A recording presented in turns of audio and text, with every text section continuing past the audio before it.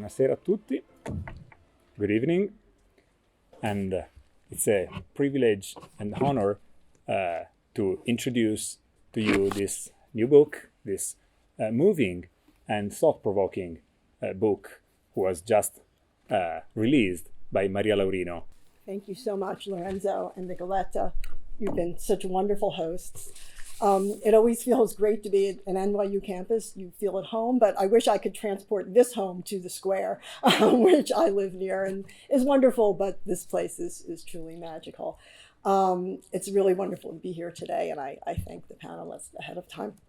Yes, I have two important people here today, John and Sarah Campitelli, who are central to the narrative of my book. John, without giving too much away, is basically the hero of the story because he did an amazing job unearthing a program that was veiled in secrecy. And I want to read a few pages from my book, but I want to set the context first so you have a sense of what these passages are and John and Sarah's early life. John and Sarah were adopted from a brevitropio, that is the name for the institutions of the children of unwed mothers in Rome, in Turin. They were adopted by their American parents, Barbara and Russell Campitelli. Barbara and Russell also adopted twins, Paul and David, who were the oldest, and then John and Sarah. And they came to the United States in the late 50s and the 1960s. But Russell and Barbara were this really amazing couple. I had the good fortune of getting to meet Barbara some years back. They were artists. They met at the Parsons School of Design. They were progressive, forward thinkers. They studied Maria Montessori method years before it was fashionable from her son, Mario. And they decided, after bringing the children to the United States, that they also needed to understand the culture of Italy because that's where they were from. So they decided to move the family to Italy for about 10 years, and they were able to find artistic ventures in order to do that. So John and Sarah grew up in Florence, and this really also added to John's kind of pangs to understand where he came from and who his birth mother was. So that's where I'll start. Russell found a beautiful home for his family to live in Florence. Having learned some Italian, his accent more proficient than his grammar, and helped by Barbara, with grammar more proficient than accent, he made a deal with a hotelier who owned a stately 19th century apartment building on the same street. In a neighborhood once popular with British who flocked to Florence, they rented the coveted piano nobile for 100,000 lira a month, a handsome sum in 1970.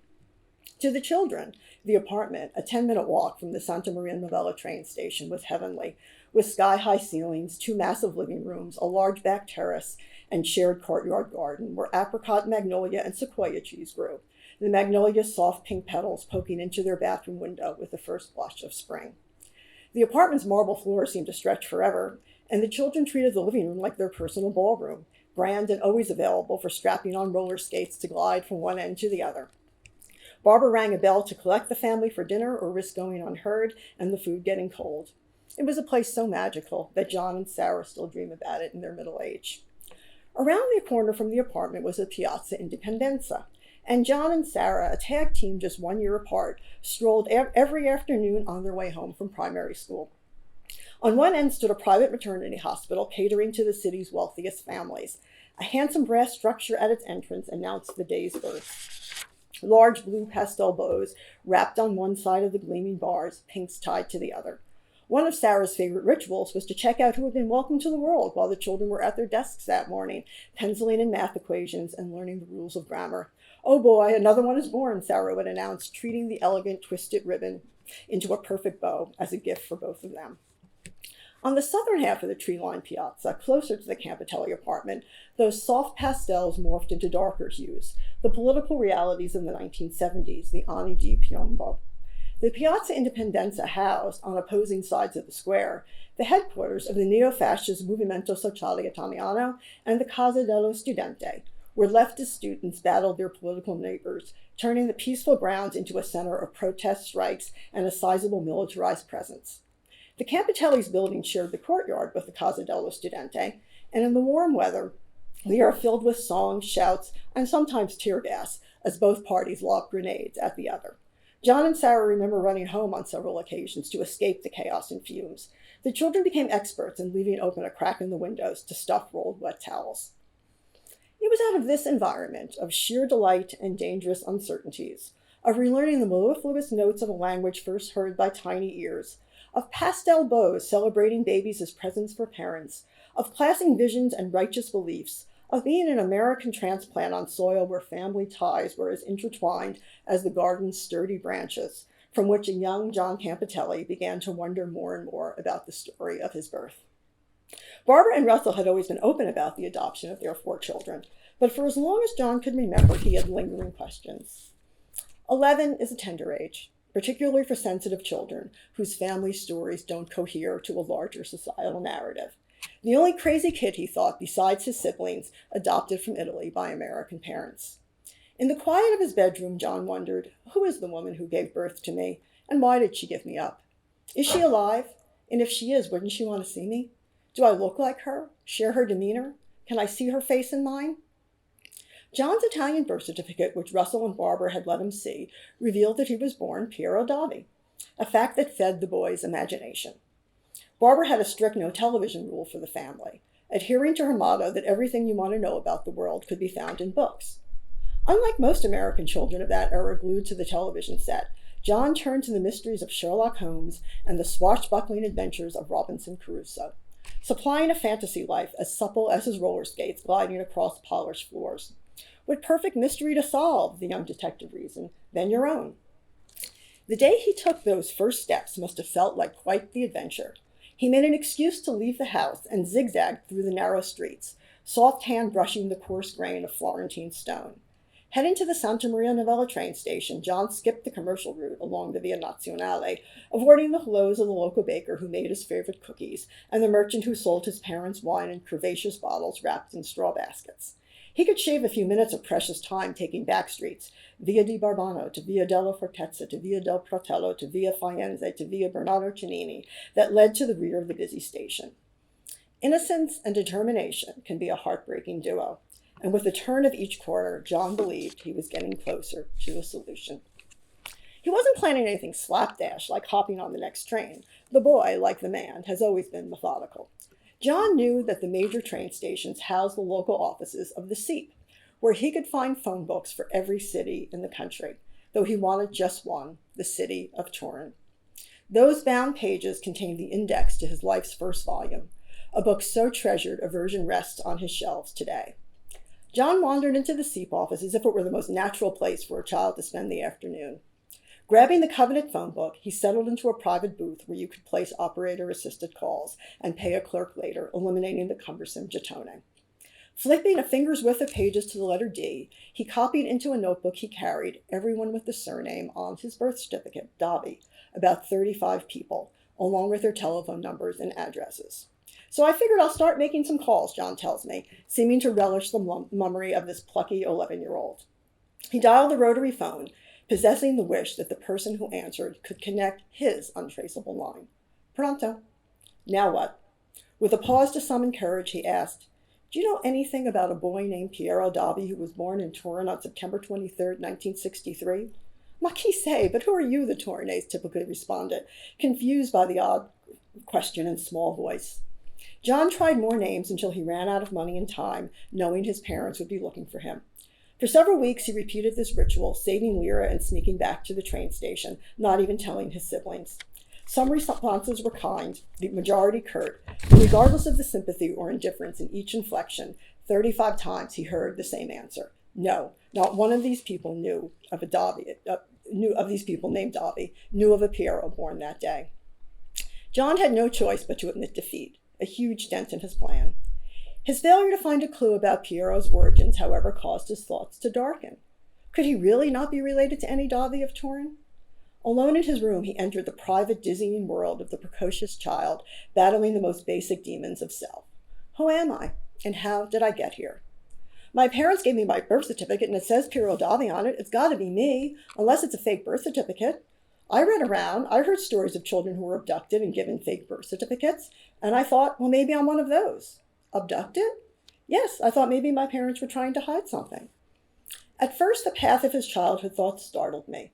But then I considered, if deep down a young boy believes that his mother would never give him up, the idea that he might have been forcibly removed from her is as logical a route to take as winding your way to the train station to call everyone with the last name Dobby. And of course, on another level, considering how you interpret the meaning of the word consent, the boy may have been onto something. The book that now alighted John's imagination was not Sherlock Holmes, but his favorite fictional castaway. I felt like I was Robinson Crusoe on this island. I came from somewhere and then I got stranded, and there was no one else on this island. I felt like I was that kid, and then I thought, I need to find my Friday because maybe my Friday will help me. That's when he started talking to Sarah and to Paul and David, finding comfort in having 3 siblings who could potentially fill the role of Friday, the famous companion whose footprints the hero discovers in the sand after years of his isolation. After all, they had been stranded on the same island, the Brevitrofio known as the Turin Institute. But the twins, then 17, weren't interested in looking for their birth mother, and neither was 10-year-old Sarah, who adored her 1-year older brother, and kept asking John why, if they already had a loving mom and dad, did he need to find another. John reassured Sarah of his love for his parents, but explained that he wanted answers to a story that he felt wasn't adding up. I'm going to get to the bottom of this. I can solve this mystery, he promised. Without giving away too much and going on, I just want to end with the conclusion of part 1 to give you a little broader sense of this story and John's approach to solving this mystery, which I came to understand reflected his natural proclivity to the language of computers. His methods, like that of a coder who inputs a set of repeated instructions in a specified sequence to converge to an optimal answer, are iterative. The frequent route to the Santa Maria Novella train station, the telephone numbers copied and dialed at the SEEP office answered by dozens of Torinese households, would morph over the years into plugging text into computer highways and sharing data points on a server with students at the Normale in Cineca. And as those clunky old computers transformed into sleek new devices, social media replaced bulletin board systems, and science added the game-changing discovery of genetics, John's ability to help a few people changed to thousands. Yet still the foundational path to finding his birth mother and to unearth the story of adoption program born in the Vatican in the aftermath of World War II had been laid by a boy tracing the chunky sandstone streets of Florence to the Santa Maria Novella station.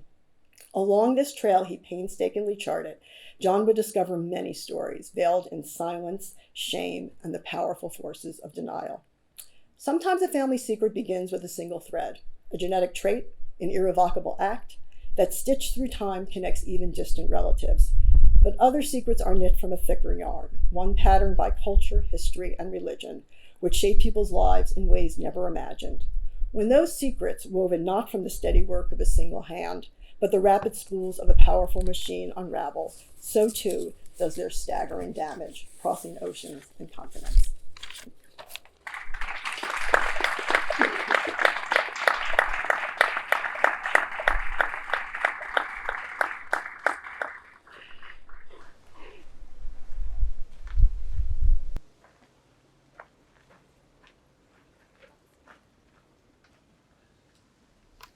Thank you so much. Grazie mille.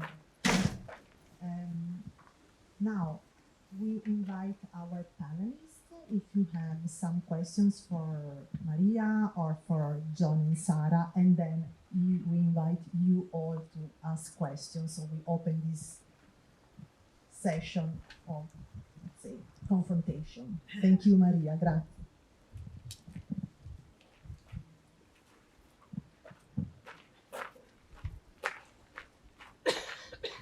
First, I have to say thank you for having me here and for giving me the opportunity to read this book and to meet all of you who have come. So my background is in American and British literature and in children's literature.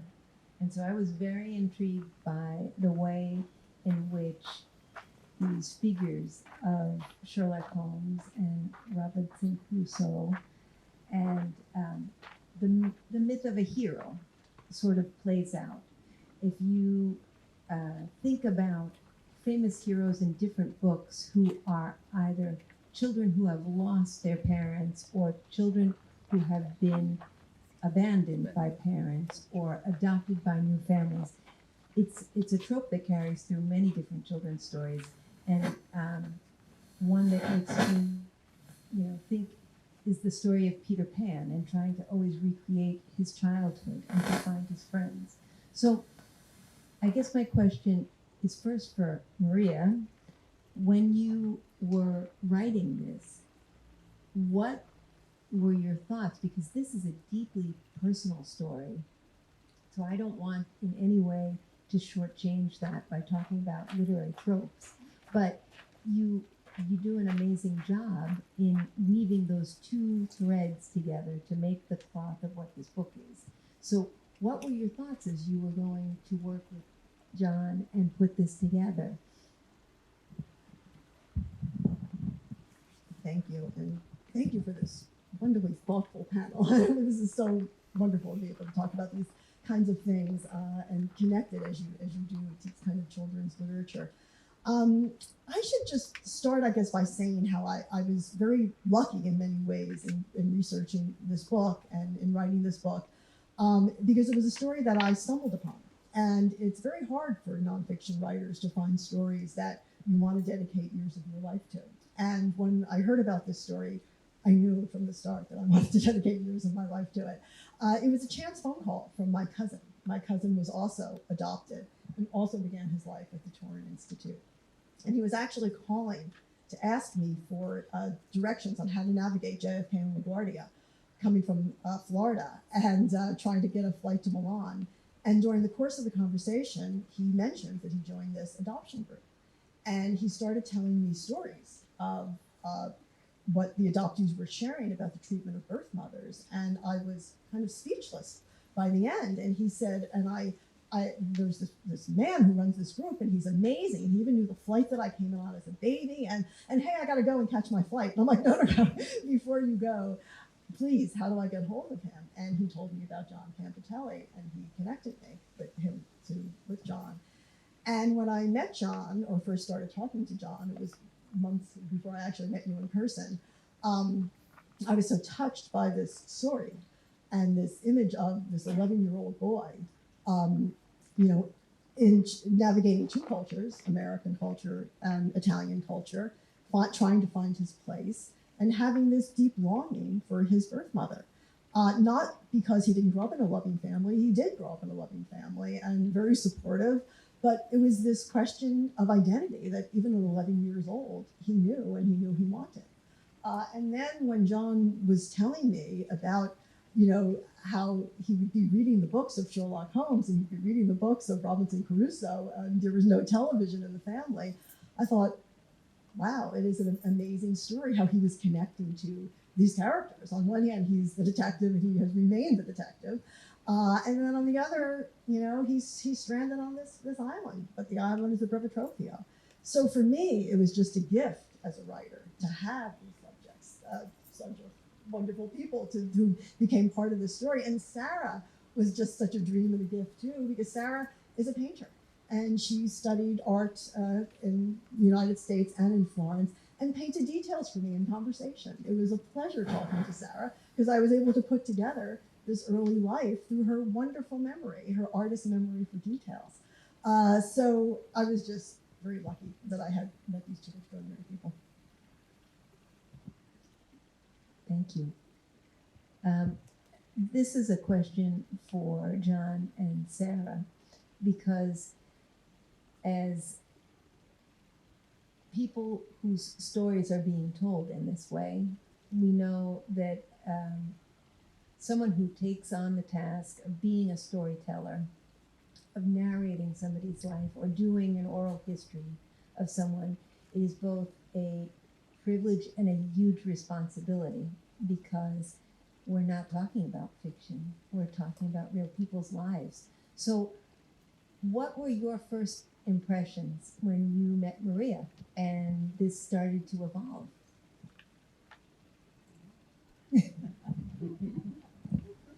That's the $1,000 question, right? Thanks, Lisa. Well, first of all, I want to thank NYU Florence and everybody for inviting me here today. It's a pleasure and an honor to be on this panel. to have met some of the panelists, and hopefully during the afternoon I'll meet some of you too, because each one of us has a story to tell. And I knew I had a story because I was born in a strange family. I love that quote unquote strange family.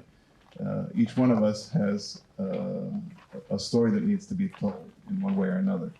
And I figured, what better person to be able to tell that story is someone who does that for a living.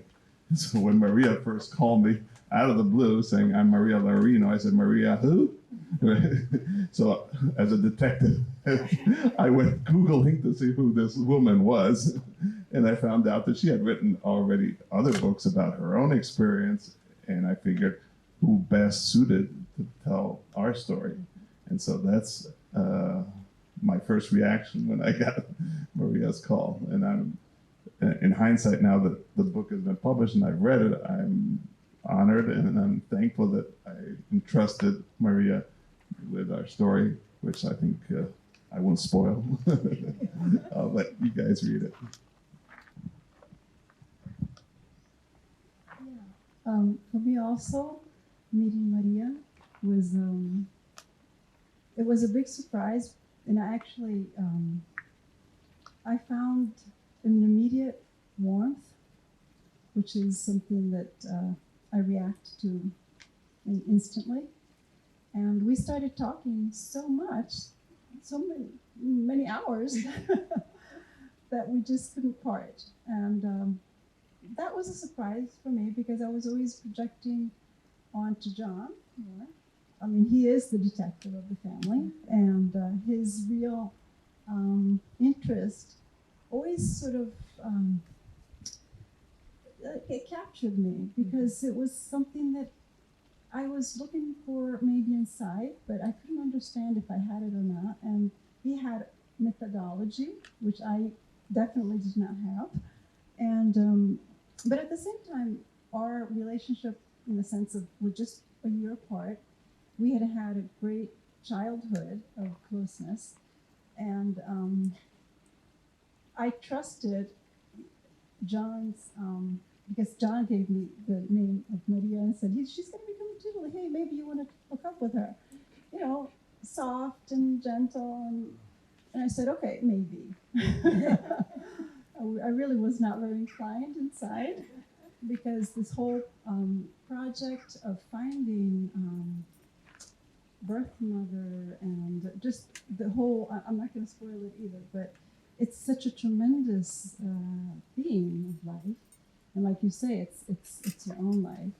And I've always, in a different, you know, we're totally different in some ways because I've always been very private and John has always been very easily, let's say, outgoing. And also he would always make me laugh. So that was always something that brought in a certain type of levity. And so I said yes to Maria. And I also, like John, I thank Maria because her sensitivity was something completely new to me in terms of being able to be close and yet ask the perfectly clear questions that yet connected to a higher theme that I felt universal also, because in some ways I just wanted to say that I think that what you mentioned about, and you and your children's, you know, literature studies, I'm sure, formed you. I think that somehow we all have a connection with our childhood, which in some ways we keep living again, somehow. And so with the differences in our family, I always felt like, you know, I didn't need to know more because it was like a circus already. It was like, it really was. It was a great circus for me, who I was always in my own world. And I remember John telling me things, and I was like, really? And I know my parents told me I was there too, but I took them differently. I always created my own little environment and connected to different types of things. So, yeah. anyway, thank you. Thank you. Thank you both. I just want to add that it really, it's a difficult subject matter. It's a very sensitive subject matter. And I so greatly appreciate John and Sarah's openness and always there. And John also gave me the key to unlocking the secrets of this program, which was the only way that I, as an American, could do this, was that because the program was run by the Vatican and the American Catholic Church, all the documents, the archival research was in English. And it was not only in English, but it was in Manhattan, about a mile from where I lived. So I just spent a summer reading thousands of documents and began to put together. I always knew, just to add the final answer to that question, that I always knew I wanted to start the book with one person because a singular story, powerful enough, opens its way to many, many stories. And I think that's very important for a writer. It's really important if you have that, if you were given that, and you can use that. And I knew John's story and Sarah's story opened up into the larger story. And so that's how we proceeded.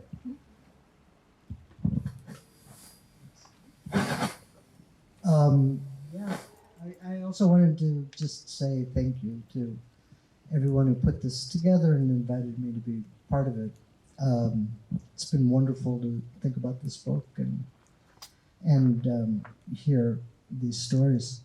How many people here are writing students, are writers? No one? How many? I mean, you've heard of writing. It's this thing that, like,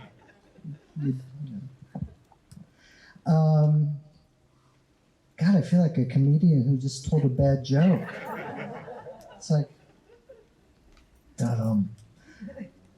because there were a couple of things about the writing that I thought were really interesting. And one of them, Maria just mentioned that, and I wanted to speak to, there's a moment early on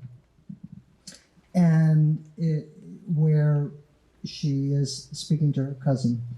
And it's interesting, Maria just saying that you only need one person to unfold all multitudes of other stories. Sometimes you only need one event.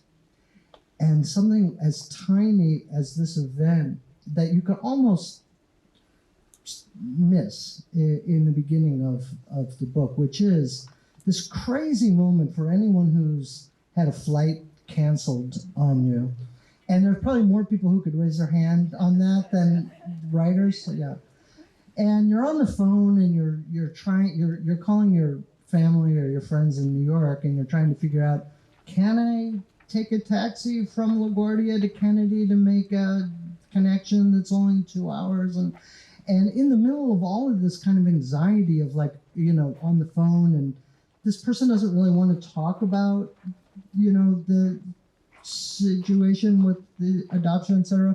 But you could just feel this anxiety, and you could feel the author saying, whoa, wait, what did you just say? Like, what? And all of a sudden, this whole thing opens up, and then just evaporates that part of the story, and it leads into this other kind of unraveling that's really interesting to me as a writer, how those worlds unfold or unpack. It's very beautiful. And the other thing that is more of a question, I find very courageous in the book. There's a lot of blurring of genre in a way that is so smooth. You feel like you're in the hands of someone who really knows how to do that. There are moments when you feel like you're in a novel and you're really kind of absorbed in these characters and you forget that it's historically biographical. And then it moves very slowly sometimes into journalistic investigation, and then it moves into historical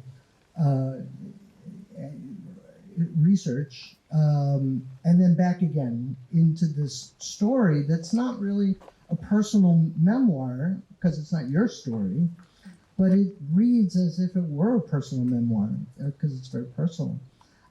So I was just curious about what kind of decisions you made about taking those liberties, which, worked out really well, I think.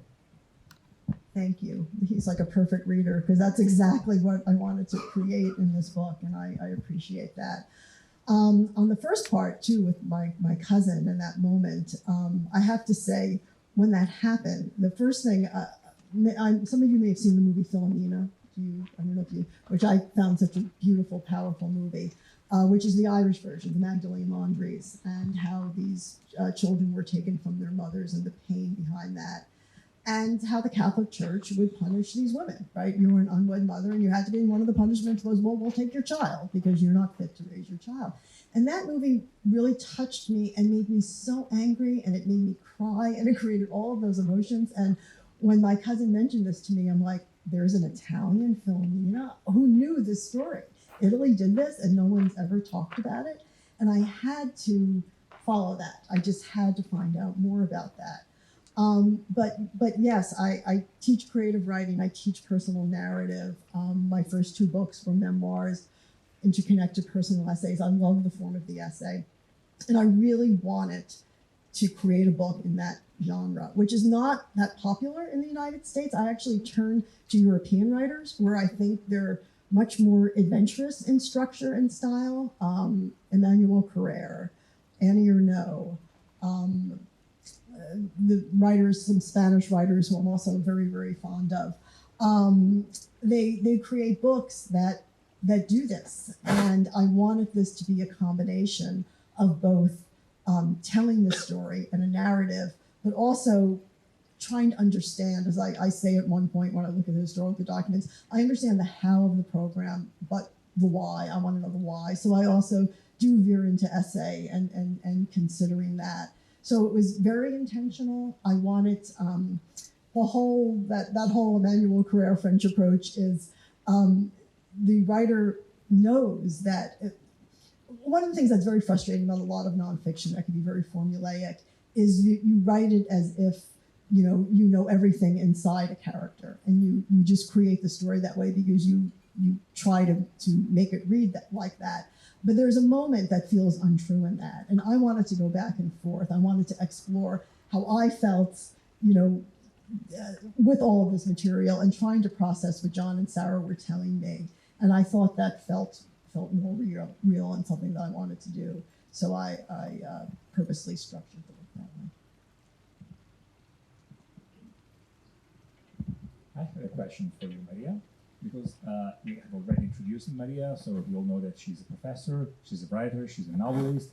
She has also been awarded by President Mattarella of the Ordine all'Ordine dei Cavalieri della Stella d'Italia. So that's a significant award that she has received from our president. And she has also been a journalist in the early stage of her career. So I would like to know how this, being a journalist of inchiesta, so being an investigative journalist, how this has played in the unfolding, in the writing of your book, because there is a lot of investigation here. I started my career at the Village Voice. I don't know if it was a wonderful newspaper that no longer exists. But when I was there, it was a fabulous place to be. And I had some great mentors.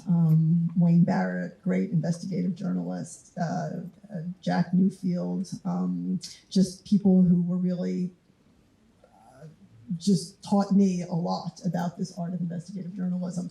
And and this book was really interesting for me because I thought about those early mentors a lot because I needed kind of their help, their spirits now, their kind of help in thinking about this, because this was a piece of investigative journalism. And it was as Robert Caro has talked about doing this kind of work where he says, turn every page. It's like, I had to turn every page. There were lots of documents I saw, and the more pages I turned, the more things I found out. For one example, John introduced me to a birth mother who had a terrible story of leaving her children at a brevetropio in Milan because she needed help. She was a single mother, And she was there, she lived with them for months, and then she left and thought they were going to help take care of her kids while she was trying to get her life together, and she signed these forms that she didn't understand, and the next thing she knew, the twins were gone. And she spent her life trying to find these children. And she told me that she didn't know where they were, and they told her that they were at this Revitrofio in Cannobio. They lied to her. They said the son was about to die. They said the daughter was already in the United States, while the children were actually there. And her story was very powerful. I was very shaken when I met her. And then later, when I went back over the documents and reading the reports of each of these, of the Revitrophi and these social workers, I came across a report in Milan that said, when we see interference of the mother, we transfer the child to Cannobio. And just stumbling on that and saying, wow, this was not an accident. This was a design that if they knew the mother really wanted the child back and she was going to be a problem, they sent the kids out of Milan toward the Lake District, where it's further away. So it was that kind of journalism that was so important for me to use in telling this story and trying to talk about the different layers of deception that were in these documents.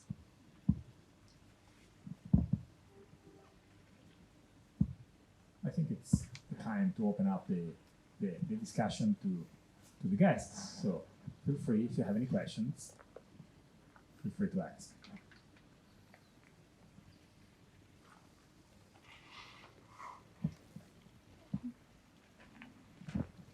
Hi, someone has to go first, so I did it for you all. Thanks, it's been really great to hear about your book, and I've noticed, so I'm going to ask a question that you might not want to answer, because I've noticed that all of you have been very careful about spoilers, and I'd just really love to know more about kind of the what of what happened, or kind of the mechanism, and of course, I don't think that if you were to tell us, it would ruin the book for us, so I don't think there's any danger of that. And I was particularly interested, you mentioned the Irish kind of comparison, and I was thinking about kind of the relation between the Vatican itself and kind of the Catholic Church in the origin country of the children and the mothers, and the American piece and sort of almost the foreign policy piece, that how, was this sort of planned as an export? I mean, it sounds really awful when I say it like that, and just, so I was curious about that, but say whatever you feel like saying that won't spoil it. Thank you. No, that's a really good question. And, maybe I can talk a little bit about this historical element, and John and Sarah can fill it in with their own personal story and how this played into their lives. This was a story that began in the aftermath of World War II. You needed a mechanism to get children legally into the United States. And the mechanism was the Displaced Persons Act. The original Displaced Persons Act said that both parents had to have died, and their children would be a war orphan. And in that way, the war orphans would come as refugees. Then they amended the Displaced Persons Act a few years later to say that only one parent needed to have died or to have disappeared, and be unable to provide care. And that unable to provide care opened up a host of ways in which to separate children from their mothers. So the church called these children war orphans for the first part of the program, and then called them orphans. But almost all of them had two living parents. They were the children of unwed mothers. And at the time when these quotas were given out, the quotas were given to 18 different countries. And there's an annual report of the National Catholic Welfare Conference, which today is called the Catholic Council of Bishops, Council of Catholic Bishops. And they wrote in the report that the other European countries didn't want to use these quotas because they wanted to keep families together during the war. But Italy thought that these children could be sent to the United States, where they would be raised by good Catholic parents. So there was always this kind of religious moral element of, we can get these kids into the home of good Catholic parents. And that was kind of the criteria for all the home studies. How Catholic are you? Do you go to church every week? Okay, if you do, So it wasn't the most rigorous home study. And then over the years, the program changed. You couldn't call someone a war orphan a decade after the war, and they were called simply orphans. And this is something that John had a lot of issues with and was trying to figure out. Do you want to talk more about that, John? The quote-unquote orphan issue, as Maria calls it in the book, is really at the basis and the foundation of the whole story, because it's the excuse, let's put it that way, that allows an entity to transport a child from one country and through the immigration process transplant them into a new culture and a new continent. If it wasn't for that, there wouldn't be a story, really. And so the excuse of saying that I was an orphan is a easy way out. In other words, it makes people's conscience, puts them at rest in a certain sense, because it says, okay, we're doing something good. It's out of the goodness of our own heart that we're trying to place a child who's an orphan into a new setting, into a new family, and a loving family for that matter. So in that respect, when I found out that I was not an orphan, right, and that there's a big distinction, even in Florence, whoever of you have been to the Piazza Annunziata and have been to the Istituto degli Innocenti, which is the Institute of the Innocent in Florence, which was the home where they would leave children that could not be taken care of. Those children were not orphans. They were innocent. It wasn't their fault. Why was I transplanted into another continent because someone thought that I was an orphan? They had labeled me. They had not only done that to me, I found out later that they had done it to thousands of other children as well, unbeknownst to the parents who had generated these children, and many times against their own will. And so at that point, I realized that there was something going on, that it was more than just me, right? So I thought I was the white elephant. I wasn't anymore. After the research and finding these archives, both in New York and in Vatican City here on this continent, it was obvious to me that there was a deception going on, unbeknownst to these poor birth mothers who had given up a child, thinking that one day they would see them again. Okay, Italian law, you probably don't know this, allows any woman in Italy to this day to give birth to a child anonymously without having their name put on a birth certificate. To an Anglo-Saxon world, that's unheard of. On a birth certificate that can then be sealed, but there is always the name of the mother and maybe the father. In Italy, that's not the case. Okay, it's a century-old thing that many people don't know about, but up to this day, it's still happening. And I said, I needed to get to the bottom of this, and that's why it's become, for me, a mission to be able to help these people to be able to get back to their origins, not only through the documentary evidence that's come out from these archives, but from what's in ourselves. In other words, each one of us has genes, have blood, and from our genes now, through genetic engineering and through genetic genealogy, we can actually take a $49 test and find out who our ancestors are, our ethnicity, and where we come from. And thank God that has made life so much easier for people like us who are searching for the first chapter of their books. And one of the things I wanted to do, I thought was very important to talk about in the story, was to place this in a very historic Italian tradition. For me, what was so hard to conceive at first is that I always thought of Italy as the country of Mama e Bambini. There's not a country that they're not more in love with children. I remember when our son was 4 years old and we brought him to Rome in a little pizzeria, and they bring you a pizza in the shape of a heart if you're a child. And it's like, oh, what a country. And it's true, what a country. They do love children. But there's always been this but. You have to be a certain kind of mother, or you did.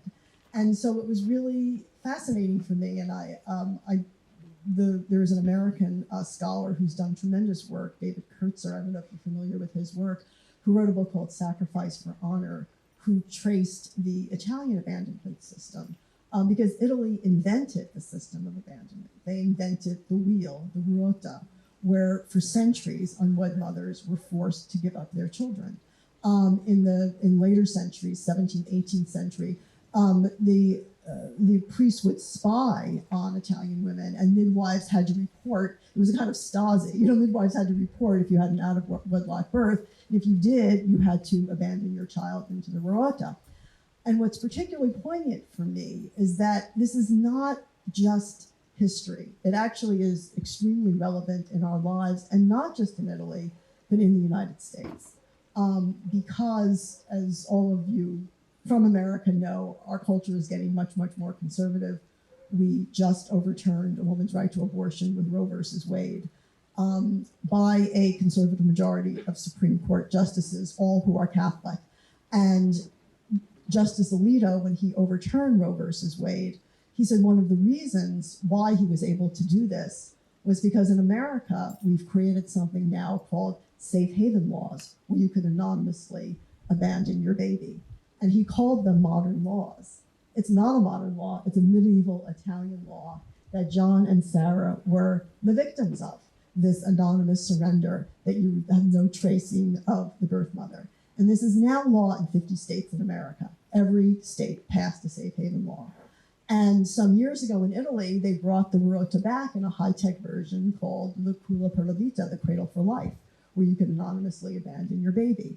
In America today, we've copied it. We have something called safe haven baby boxes, where you can anonymously abandon your baby.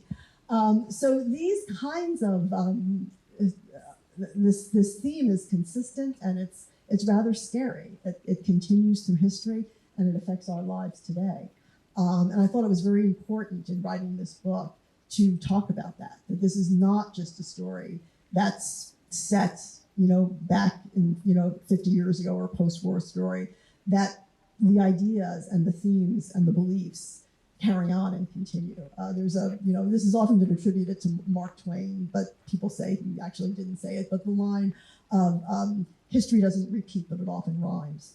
And I think we are living in this rhyme of history. And I think what was particularly important about this story was showing that rhyme and how that affected the lives of people in America and in Italy.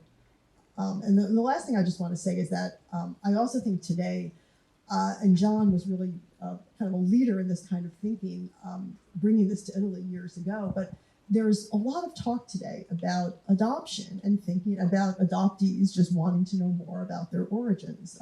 There was a French movie about Return to Seoul. It was called, about a Korean adoptee adopted by French parents who went to Seoul to try to trace her origins. The New Yorker did a long article a few months ago about adoptees trying to come to terms with who they are. It's not about how you were raised, it's about trying to find that first chapter, as John says, to your life. And that's a lot of what this book is about too, this kind of search for identity. And I really should add also, in the Piero Davi story, the reason why John couldn't find any Davi in Turin was because the Registrar of Births falsified birth certificates. And this was just considered standard practice in Italy. If you were anonymously surrendered, they gave you a fake birth certificate with a fake name. John introduced me to adoptees who spent years joining, these different websites, ancestry sites, trying to find their birth family. I spoke to one adoptee. The name on a certificate was Marco Santelli. He joined an adoption group. He found a group of Santellis that he was convinced he was related to. He flew to Toronto to meet the Santellis. He flew to Florida to meet more Santellis. His name wasn't Santelli, it was fake. So he spent decades of his life trying to find a family that didn't exist because it was a falsified birth certificate. And nobody's ever apologized for that. No one's ever really taken account of that. And these were the kinds of stories that I thought needed to be told. This is the thing that really makes me upset. I mean, that nobody's accountable for these kind of things. And just to provide, especially our students, with a little bit more of context of the Italy of the 50s and the 60s, if you were a single mother with a baby in that time, so you had few options. I would say one was to grow up your baby with many difficulties in that time frame, I can assure you. The second option would be what is called a matrimonio riparatore, a terrible thing in Italy that forced the ladies, which often they were just adolescents, to marry the person who abused of them or made the violence or simply the birth father. So that was something really, terrible choice. But most of them, I would say, the vast majority probably made this choice. And then some others were approached by the church, and so that's where the story that you're going to read in the book. And so this thing that really makes me crazy. So my question, because I'm very curious at this point, is: did you have any reaction from the Vatican? Too soon to tell. We shall see. I don't know. It's I know that there have been kind of visceral reactions to people. Some people who just heard about this book, like friends of mine saying, this book is coming out. One woman, this friend of mine was telling me, just said, that's impossible. Italy loves its children. Italy would never do this to its children. So I think there's some kind of visceral reactions, and I just hope people can read the book and see that I really tried to handle this delicately and with nuance. The problem was more about the mothers, unfortunately. And so the children were the innocent who paid the bill. Yeah. And I think it was really important to talk about everyone, how the loss of the birth mothers, the loss of the adoptees, and to talk to them at different perspectives.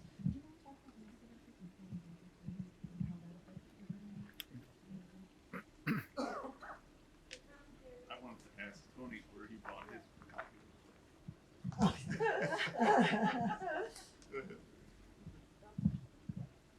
I think he bought it by mistake at a Vatican bookstore, so it was being carried.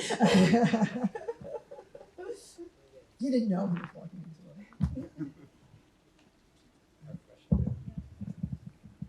it. So I had like a similar question. So did you find any resistance when you said, oh, I've got a book and I've got a story and I want to translate in Italian? How did you find any resistance from, as previously said, maybe from the Vatican or Italy in itself, saying, well, as they say, pani sporchi si lavano in casa. Like, how do you dare to tell these hidden stories, especially you said the documents were in English and everything? Well, I was just very lucky that I had a very supportive publisher. Long and Assay was very interested in this book from the start. I chose Long and Assay because I was very interested. The editor of the house was going to edit my book, and I thought he would be a very interesting choice too because he had a great cross-cultural background. He got his PhD from Brown University. Our son went to Brown. It was a school I felt very attached to. I felt like I had an intellectual connection, a cross-cultural connection, Italian and American, and they were very, very supportive. So in terms of of publishers and that, no, there was the Italian publishers actually very interested in this story, and I was very happy to choose and be with Long and Assay to tell this story. But reaction, we shall see. The book has just come out, so that's to be seen. Any questions?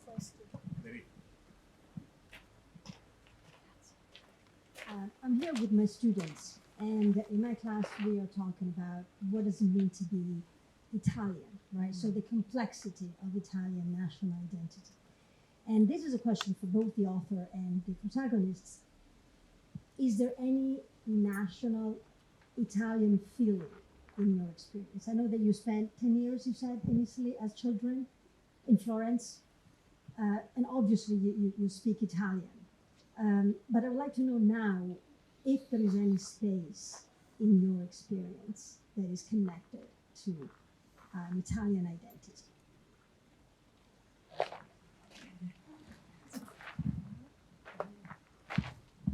Thank you.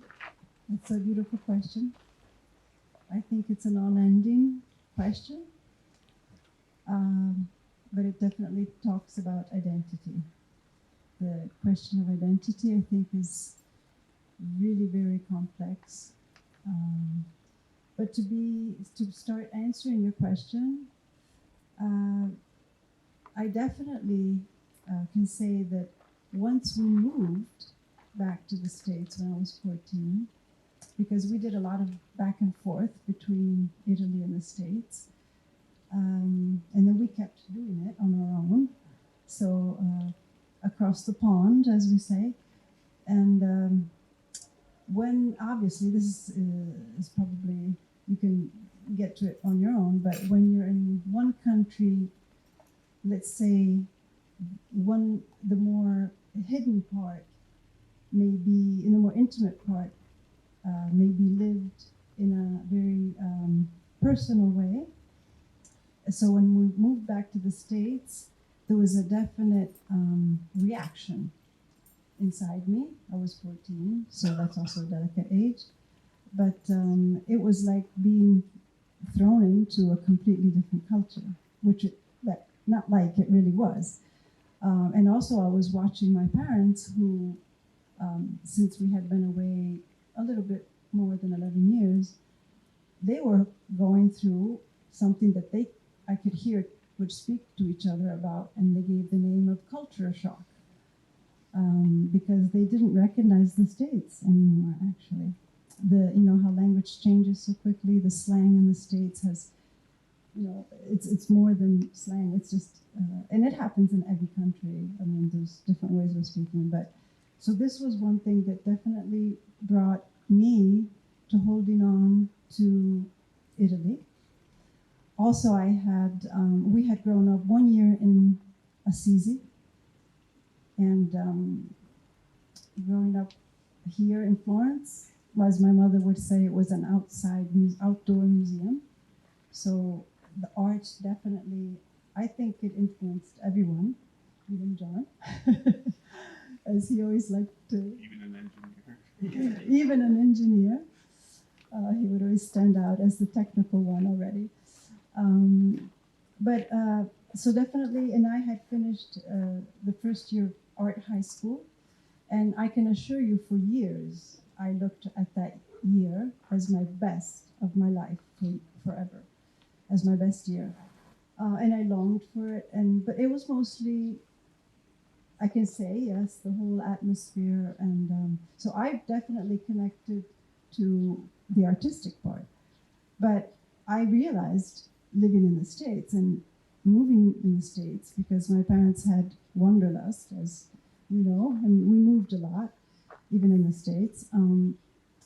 Definitely there was this aspect of needing something to hold on to.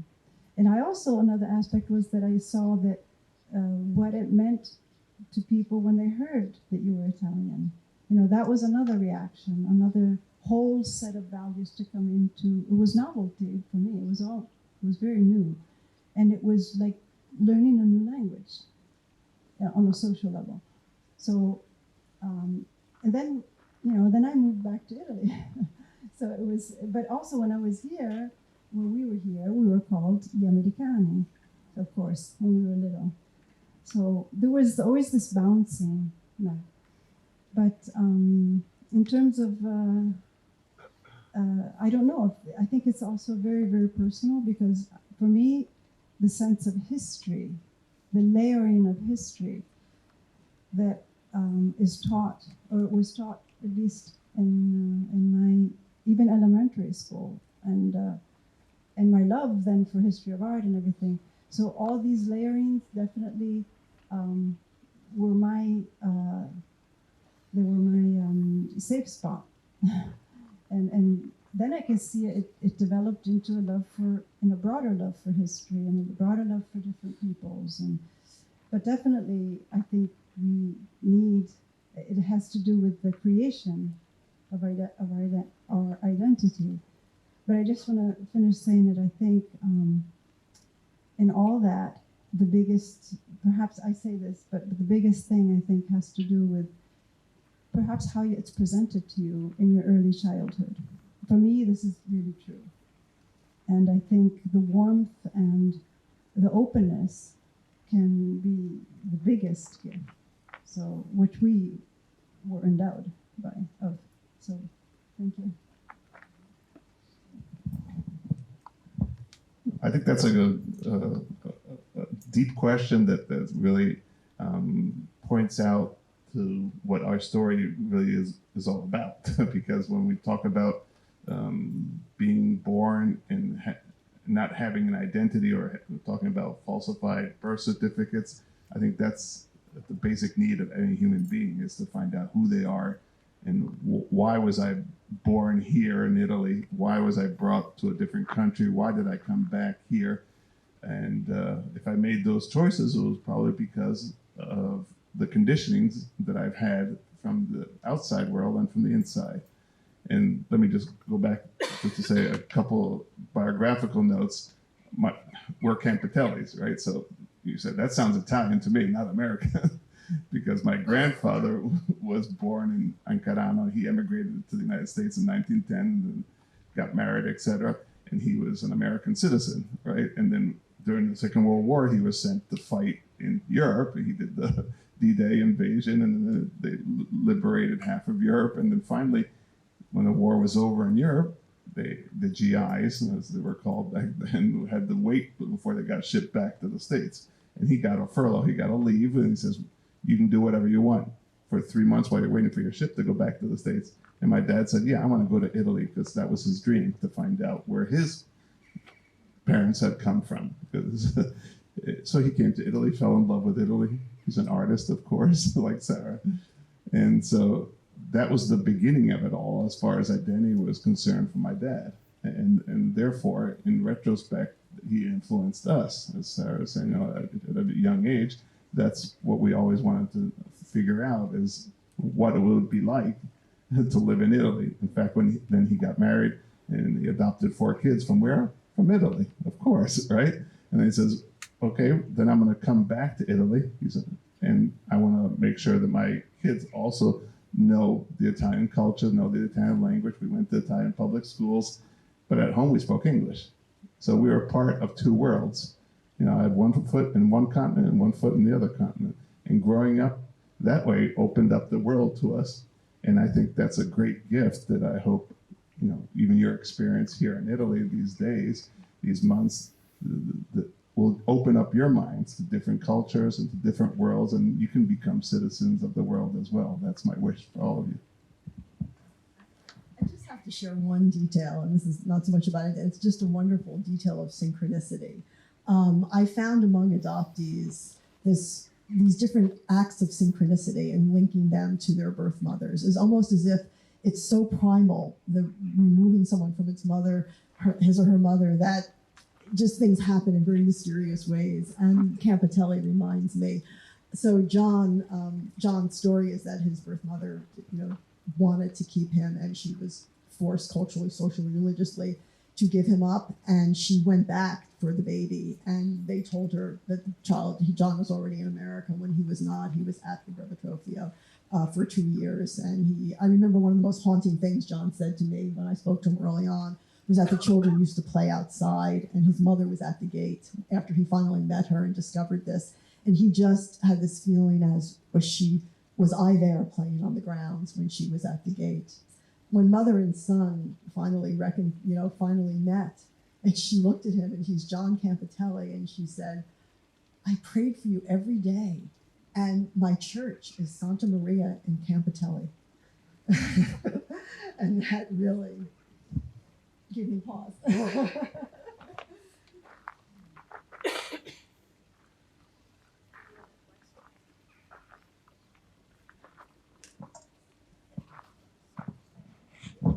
You have questions or see. Hi, I have a question. Do you still feel yourself as a Catholic after what you found out? How the Vatican treated you and religion? Yes, I'm very curious. I guess that was directed to me.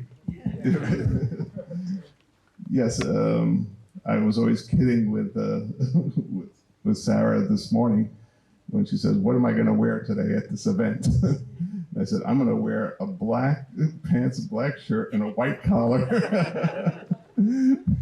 Because the first time that Maria saw me, she wrote it in the book, she thought I was a priest. There's a picture that she saw later, right? I'm sorry. And so I just thought I was going to play a joke on her, but no, I left my priest uniform at home. No, just kidding. Yeah, I left my collar at home. No, yes, we did grow up Catholic, of course. My adopted mom was Protestant. When she got married to my father, she became Catholic as well, so she converted to Catholicism.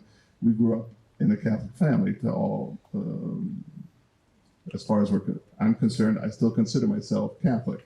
Okay, does that mean that I'm a churchgoer? No. Do I believe in God? Yes, I believe that there's a predestination and there was a story that is laid out for me and a mission for me to accomplish here. Of course, I think that the Catholic Church is made of people, like any other organization is, and so it's fallible. Okay, and so choices that were made by a system made of people, and people can err, can make mistakes. And so I'm completely at ease with the fact that the book that Maria has written has a subtitle that says "How the Vatican stole." Now that's a bad translation. Subtracted or taken away children from Italian mothers. Okay, and I said, "Oh, that's going to get me in trouble, right?" Because I'm expecting, that there's going to be some ramifications from that. I think that was another question that Lorenzo asked before. And my friends, when they saw the book and they're starting to read it now, they're all cracking jokes, saying that, "John, you're going to find a bomb under your car one of these days. The Vatican is going to do you in."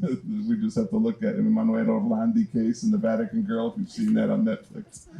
And so I'm at ease because I know that we have a story, we have a clean conscience, we have all the documentary evidence to back it up. And so I'm fine with it. I just want to make sure that the truth comes out, and that's why I entrusted this story to Maria Laurino, because I think that it's time that the world know that what was happening and that the truth come out, and I think that's happening now. And if you read the book, you'll see.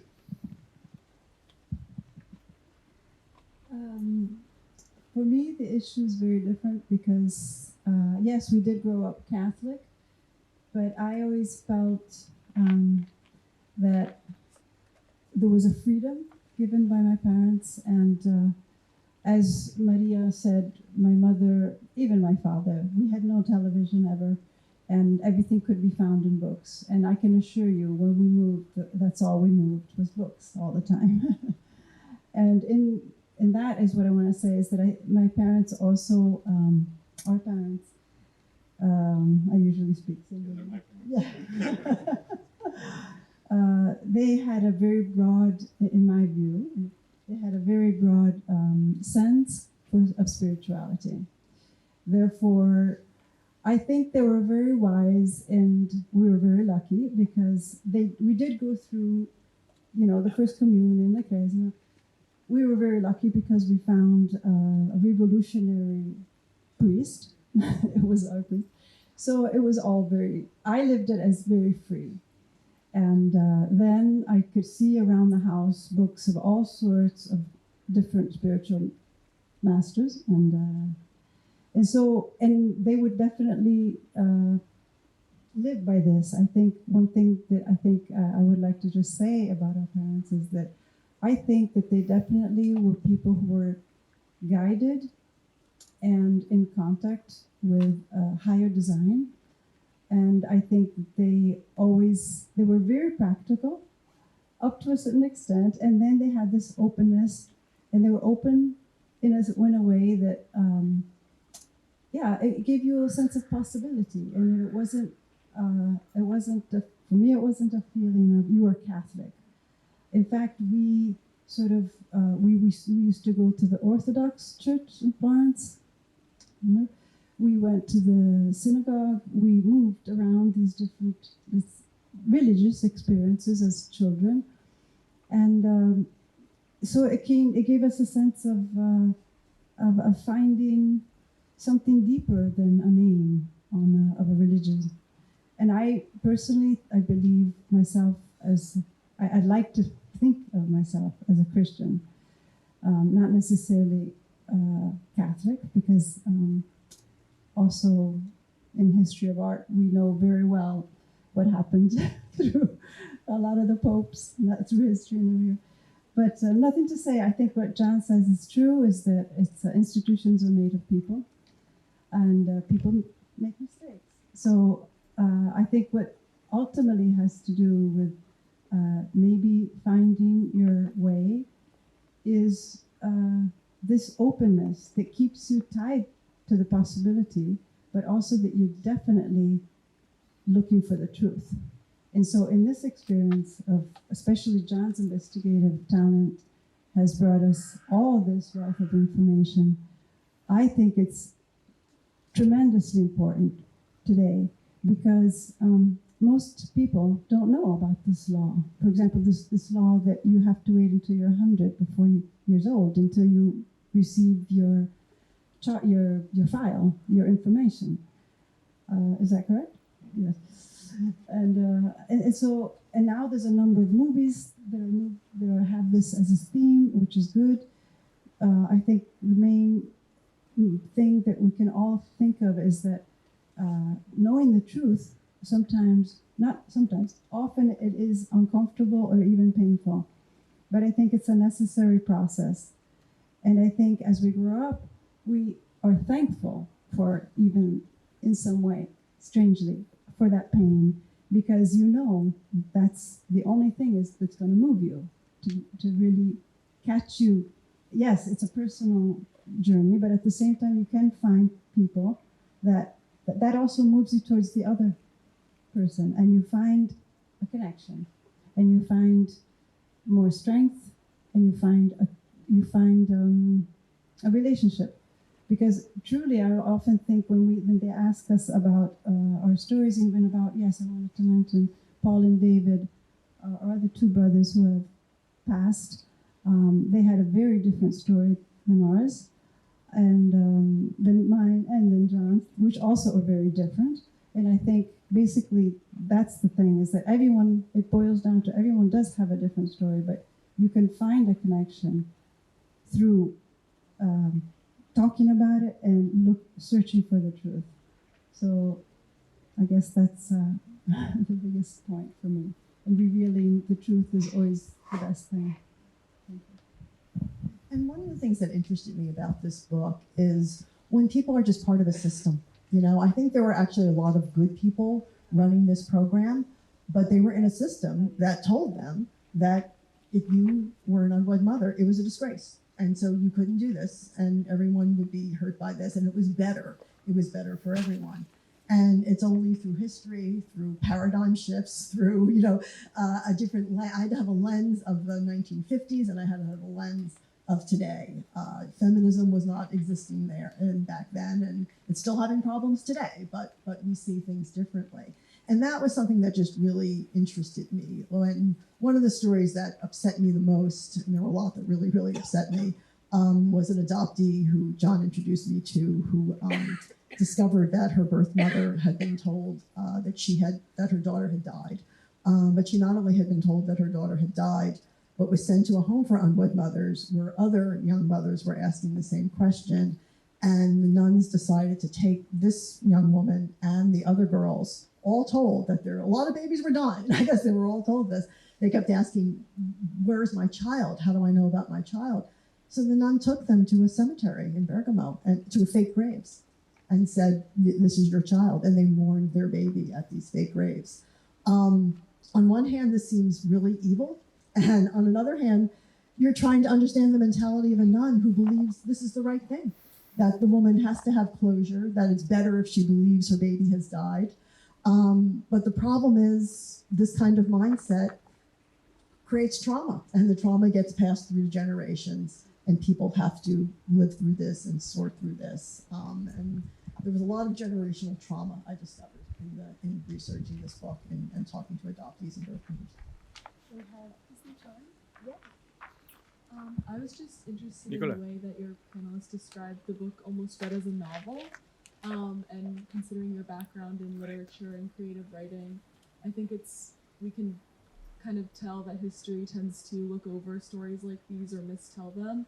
So I was wondering if you could speak a little bit to the importance of telling the story the way that you did, especially because it's so personal and meaningful, and what you hope the impact of your book will be. And then also to John, what you hope the impact of your work would be. Yeah. Thank you. I appreciate the question. I thank you again for saying that. I try to create a narrative, and particularly in telling John's story, that would carry the reader along. I said I have a wonderful help of Sarah along with John in giving me critical details. But I always did want to pause. And again, I think borrowing from this model, from more of a European model, of that I needed to place myself in the story too. As a woman who's Italian-American, raised Catholic, understands these notions of shame, growing up at a time where you couldn't even say the word pregnant, it was considered a shameful word, that had to play into my mindset in writing this book and in understanding these stories and trying to tell them from the perspective of the 1950s and the 1960s and the perspective of today. And I didn't want the reader to lose sight of that, so I did put the I in that.